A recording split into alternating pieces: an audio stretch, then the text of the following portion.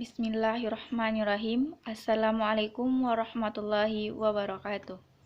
Alhamdulillahirabbil alamin. Assalatu wassalamu ala asyrafil anbiya'i wal mursalin wa ala alihi wa ashabihi rasulillahi ajma'in. Yang terhormat dosen pembimbing mata kuliah Tafsir Hadis Ahkam, Bapak Lino Riyaldi, dan teman-teman PBSY semester 2 yang saya banggakan.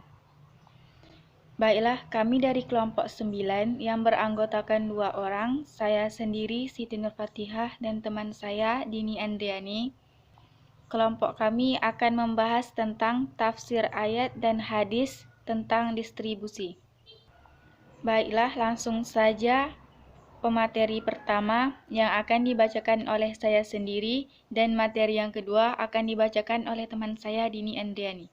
Bismillahirrahmanirrahim. Assalamualaikum warahmatullahi wabarakatuh. Baiklah, saya Siti Nur Fatihah akan membacakan materi yang pertama, pengertian distribusi. Menurut Kamus Besar Bahasa Indonesia adalah penyaluran atau pembagian pengiriman kepada beberapa orang atau beberapa tempat pembagian barang keperluan sehari-hari, terutama dalam masa darurat, oleh pemerintah kepada pegawai negeri, penduduk, dan sebagainya. Menurut para ahli ekonomi adalah merupakan proses penyaluran hasil produksi berupa barang dan jasa dari produsen ke konsumen guna memenuhi kebutuhan manusia, baik primer maupun sekunder. Selanjutnya, tafsir dan kandungan dari surah Al-Isra ayat 29 sampai 30. Surah Al-Isra ayat 29-30 yang artinya, dan janganlah kamu jadikan tanganmu terbelenggu pada lehermu dan janganlah kamu terlalu mengulurkannya, karena itu kamu menjadi celaka dan menyesal. Sesungguhnya Tuhanmu melapangkan rezeki kepada siapa yang Dia kehendaki dan menyempitkannya. Sesungguhnya Dia Maha mengetahui lagi Maha melihat akan hamba-hambanya. Makna surah Al-Isra. Pada ayat ini mengingatkan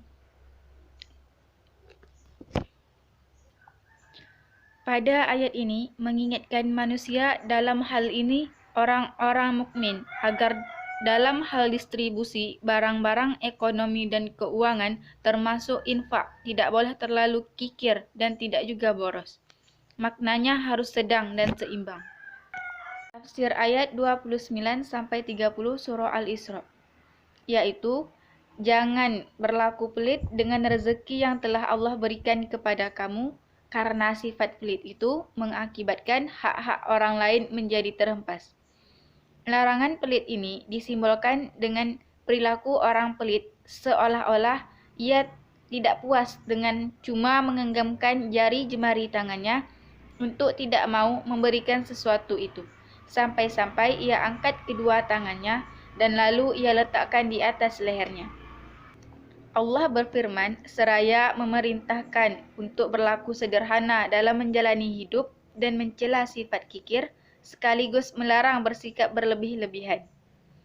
Allah juga melarang mengulurkan atau membentangkan tangan dengan bentangan yang tanpa batas. Maksudnya, dilarang terlalu boros dalam hal distribusi, sehingga ia sendiri, keluarga, atau pihak yang berhak lainnya mengalami kesulitan untuk mendapatkannya. Karena sikap terlalu pelit dan boros itu dalam hal distribusi, ekonomi dan keuangan itu tidak baik. Istinbat dari surah Al-Isra ayat 29-30. Dari kedua ayat di atas dapat dipahami bahwa dalam mendistribusikan ekonomi dan atau keuangan, seseorang dilarang berlaku kikir dan terlalu boros. Sikap yang terbaik dalam hal distribusi, ekonomi dan keuangan adalah memelihara asas keseimbangan dan kecukupan. Karena Allah lah yang akan melapangkan atau menyempitkan rezeki seseorang, keluarga, masyarakat, atau bangsa dan negara sekalipun. Karena Allah lah yang mengetahui lagi Maha melihat. Sekian materi dari saya. Materi kedua akan dilanjutkan oleh Dini Andriani. Assalamualaikum warahmatullahi wabarakatuh. Saya Dini Andriani. Di sini saya sebagai pemateri kedua tentang penjelasan kita pada hari ini, yaitu tafsir ayat-ayat dan hadis tentang distribusi. Sebelumnya, saya berterima kasih kepada moderator yang telah memberikan kesempatan kepada saya untuk menjelaskan materi ini, yaitu surat yang kedua tentang distribusi. Surat Al-Hasr ayat 7, yang terjemahannya, apa saja harta rampasan atau fa'i yang diberikan Allah kepada Rasul-Nya atau dari harta benda yang berasal dari penduduk kota-kota, maka adalah untuk Allah, untuk Rasul, kaum kerabat, anak-anak yatim, orang-orang miskin, dan orang-orang yang dalam perjalanan, supaya harta itu jangan beredar di antara orang-orang kaya saja di antara kamu. Apa yang diberikan Rasul kepadamu, maka terimalah, dan apa yang dilarangnya bagimu, maka tinggalkanlah, dan bertakwalah kepada Allah. Sesungguhnya Allah amat keras hukumannya. Surat Al-Hasr ini diturunkan pada waktu peperangan Bani Nadir, 4 Hijriah atau 625 Masehi.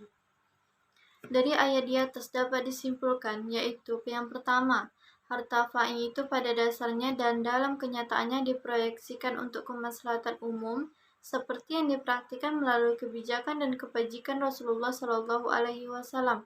Kemudian untuk masyarakat miskin tertentu, dalam hal ini keluarga Nabi sendiri, yaitu khusus Bani Hashim dan Bani Abdul Muthalib, anak-anak yatim, orang-orang miskin, dan Ibnu Sabil.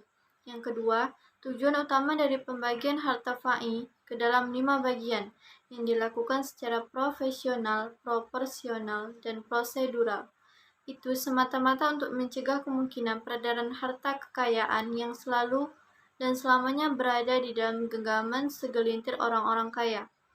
Yang ketiga, semua dan setiap hukum yang dilakukan Rasulullah Shallallahu Alaihi Wasallam wajib diikuti oleh umatnya.